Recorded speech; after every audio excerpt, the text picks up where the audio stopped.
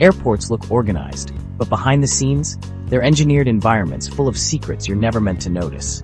The calm music, the lighting, the layout, even the things you think are random, none of it is accidental. Airports are built like psychological machines, quietly shaping how you move, how you think, and yes, how much you spend before your plane even takes off. And airlines, they're in on it too. From subtle manipulation tactics to hidden systems running in the background, there's an entire world operating under the surface, one most travelers will never see. Today, we're diving into the 15 airport secrets airlines don't want passengers noticing. Some of these will surprise you, a few might freak you out, and one final bonus secret at the end. Even frequent flyers have no idea it exists. Let's begin.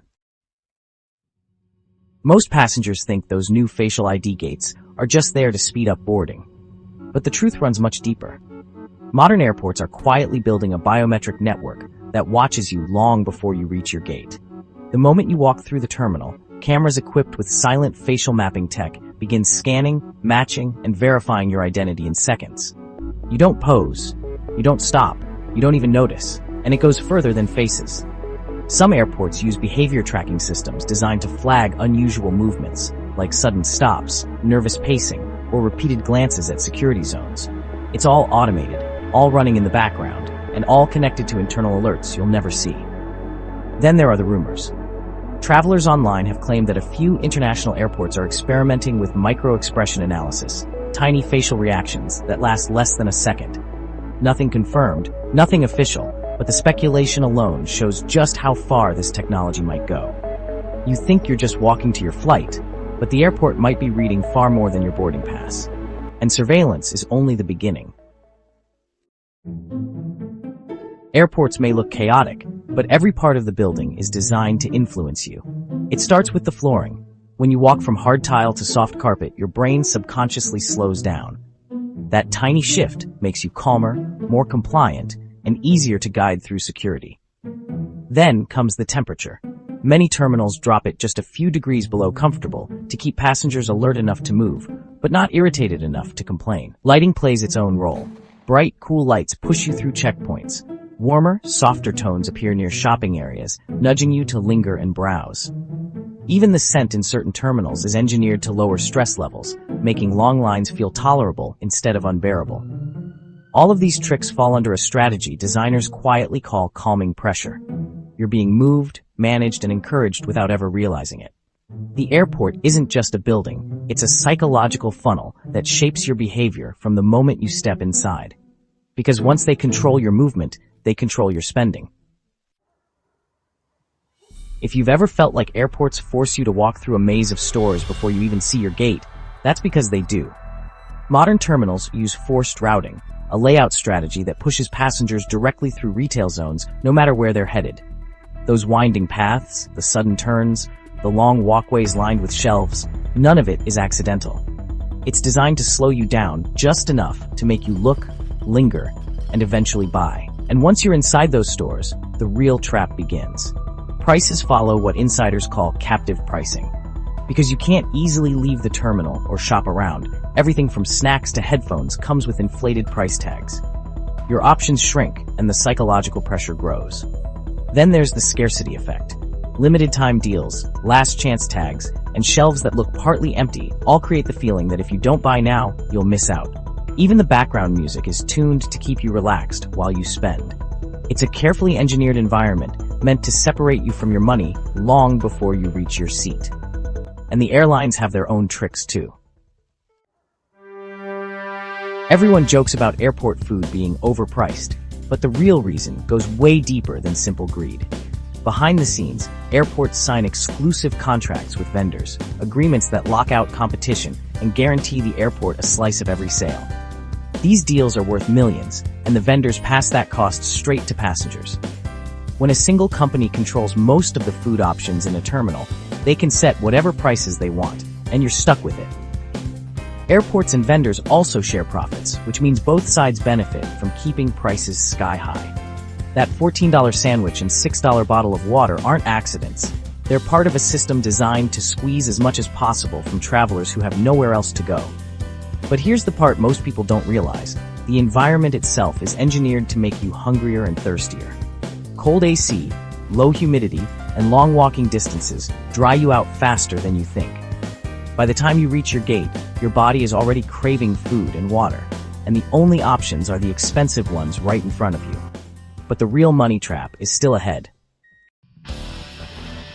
Travelers lose billions every year to a system built on tiny charges that are designed to slip right past your awareness. And the truth is, most of these fees don't come from airlines or hotels. They come from financial traps hidden in plain sight. Take ATMs, for example. Many of the most expensive machines are deliberately placed in stress zones like airport gates, tourist hotspots, and late-night transit stations. They know you're tired, rushed, or desperate, and that's when people accept withdrawal fees of $10, $12, even $18 without thinking. Then, there are currency exchange counters advertising 0% commission. What they don't tell you is that they make their profit by giving you a terrible exchange rate, sometimes 10 to 15% worse than the bank rate. Even credit cards get in on the game. Some companies form quiet partnerships with hotels, airports, and ATMs, pocketing referral fees every time you swipe, withdraw, or convert currency. These tricks don't just drain your wallet, they're engineered to make overspending feel normal. And it doesn't stop there. Even your ticket price isn't what it seems. Most travelers think flight prices change because of demand, but the truth is far more personal and far more profitable. Airlines now use dynamic pricing systems that study your browsing habits, your search patterns, and even your hesitation. If you check the same route multiple times, the system learns you're interested and slowly raises the fare to push you into buying before it climbs higher. It's not just about seats, it's about psychology. These systems track everything: the time of day you search, the device you use, even whether your previous purchase history suggests you're risk-averse or impulsive. And the price you see may be completely different from the person sitting next to you. But once you book, the manipulation continues. Airlines use refund suppression algorithms designed to make getting your money back feel impossible. They hide refund links, extend call wait times, auto-redirect you to vouchers, or show warning messages that make you afraid to cancel. The goal is simple: make you give up before they give the money back. And most passengers don't even realize they're being steered. But the biggest trick is one they'll never admit. Airlines love to brag about being on time, but what most passengers don't realize is that many of these perfect records are, well, kind of manufactured. The trick is called delay padding. Basically, airlines add extra, unnecessary minutes to a flight schedule so they look more reliable than they actually are. A trip that once took 1 hour and 45 minutes might suddenly be listed as 2 hours and 5 minutes, even though nothing about the route has really changed. On paper, the plane arrives early. In reality, you just spend more time waiting, boarding, and taxiing, all while the airline gets to advertise higher punctuality scores. This tactic has grown rapidly since 2021, partly because airlines faced more public pressure after all those pandemic-era delays. By padding the schedule, they reduce complaints, avoid compensation claims, and boost their rankings on travel websites. And honestly, the average traveler never notices the quiet inflation of flight times happening year after year. It's not about efficiency, it's about perception. Make the clock look better, and the airline looks better too. But sometimes they fly even when nobody is on board. Most travelers probably assume every plane taking off is full of people heading somewhere. But airports around the world launch thousands of ghost flights every single year, jets flying with almost no passengers, sometimes completely empty. And it's not a glitch, it's intentional. The reason comes down to slot retention rules. Major airports give airlines precious takeoff and landing slots, but if an airline doesn't use a slot enough times per season, they risk losing it to a competitor. So when demand drops, or when schedules collapse, airlines will sometimes fly a nearly empty plane just to protect their position.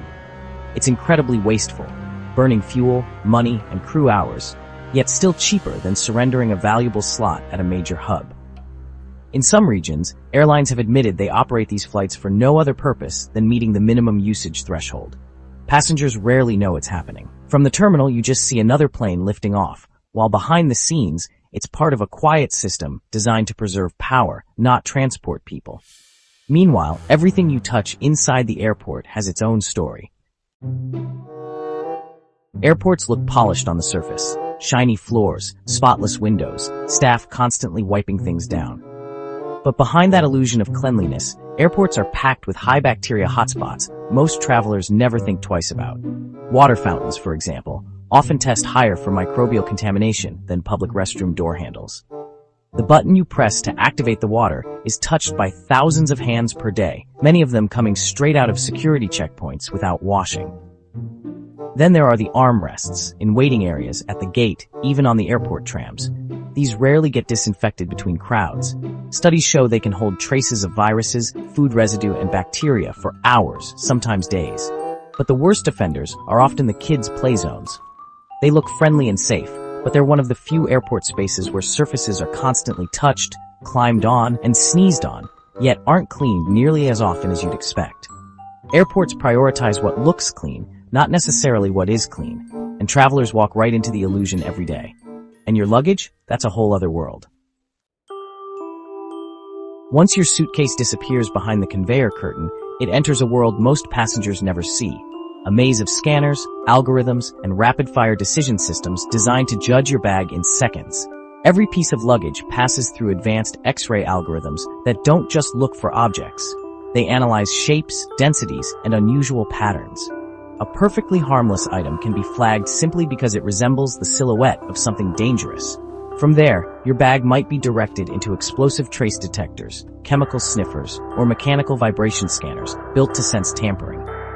Some airport workers quietly mention secondary inspection bins, special lanes where bags go when the system senses something it can't quite define. These aren't marked, and most passengers will never know their luggage made an extra stop for a deeper check.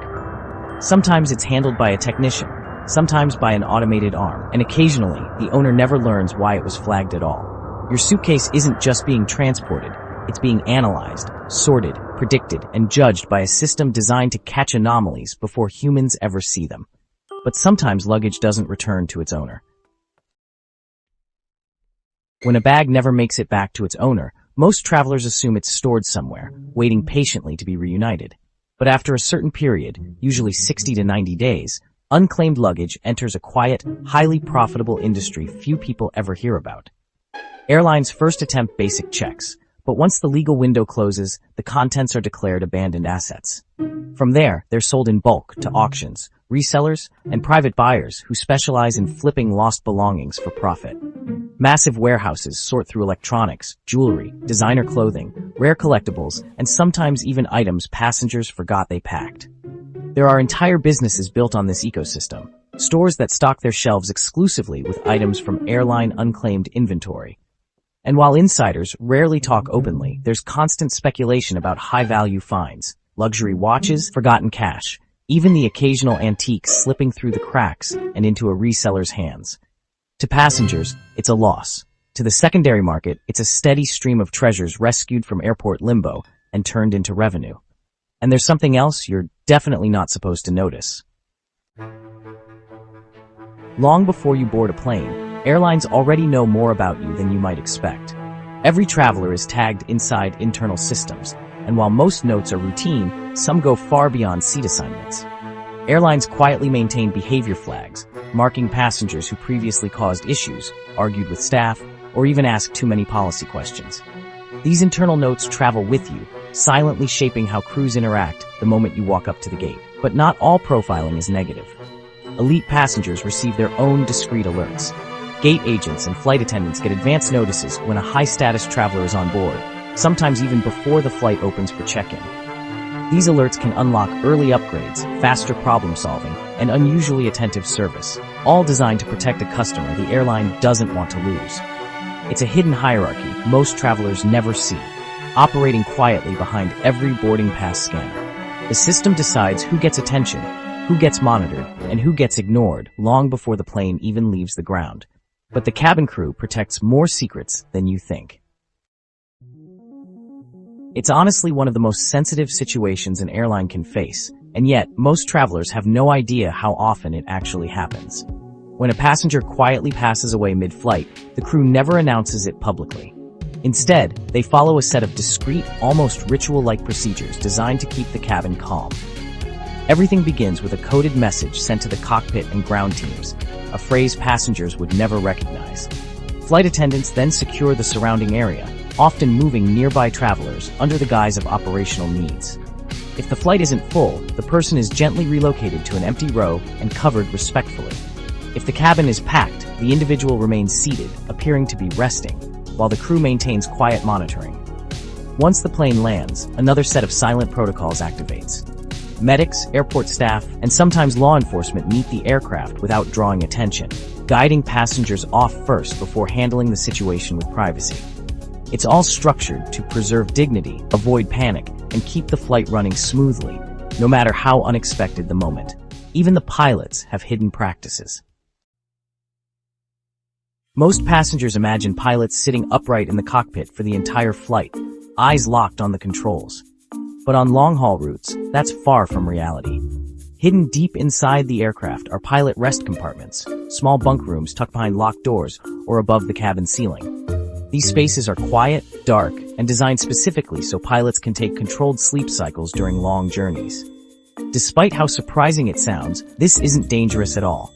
Aviation authorities strictly regulate these rest periods, requiring multiple pilots on board so one can sleep while another remains fully alert in the cockpit. Modern aircraft often operate on extended autopilot segments, not as a shortcut but as a safety measure, allowing pilots to stay sharp for critical moments like takeoff, landing, and turbulence.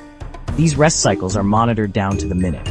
Pilots rotate through scheduled breaks, ensuring that someone is always fully awake, fully trained, and ready to intervene. The second something changes. Passengers never see it happening, but those hidden bunks play a huge role in keeping long flights safe and steady.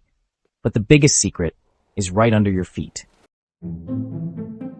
Airplane bathrooms aren't cramped and awkward by accident. They're engineered that way. Everything from the tight layout to the harsh, almost clinical lighting is part of a design meant to keep passengers moving quickly. Airlines don't want people lingering. A smaller space means faster turnover, fewer lines in the aisle, and less time the crew spends managing traffic around the doors. Even the mirrors and color tones are chosen intentionally. Brighter lights create a sense of alertness, making the room feel functional rather than relaxing.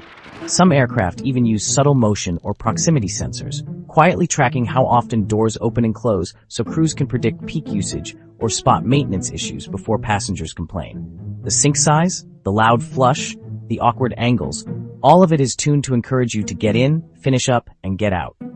It's efficiency disguised as inconvenience, shaping your behavior without you ever noticing.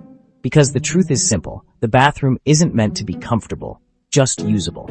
And that brings us to the final secret.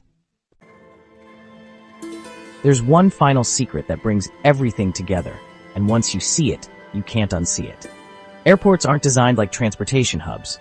They're designed like casinos. The looping walkways, the missing clocks, the carefully controlled scents, and the gentle background noise all work together to quietly disconnect you from time. The farther you walk, the more you spend, and the less you notice how long you've been wandering. It's not chaos, it's psychology. Every hallway, every detour, every sign is calibrated to guide you without ever feeling guided. Airports may look functional on the surface, but underneath, they operate as behavior-shaping environments built to influence what you think, where you walk, and how much you spend.